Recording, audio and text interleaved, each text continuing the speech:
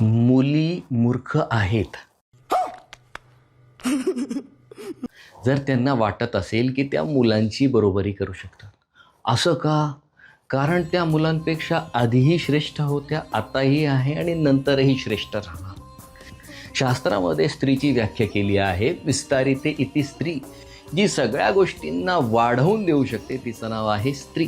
जसं पुरुषाने जर तिला बीज दिलं तर ते त्याचं रूपांतर एका छानशा बाळात करून देते. पुरुषाने जर तिला अन्न आणून दिलं तर त्याचे छान छान व्यंजन ती त्याला बनवून देऊ शकते. एक छोटंसं जर घर दिलं तर त्याला एक सुंदर महलाचं रूप ती देऊ शकते. आणि तिला जर एक स्मित हास्य दिलं तर ती पूर्ण जीवन समर्पित करते.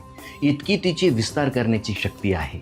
पण लक्षात ठेवा, जर तिला कचरा दिला तर त्या कचऱ्याचाही विस्तार करण्याची क्षमता तिच्यात आहे.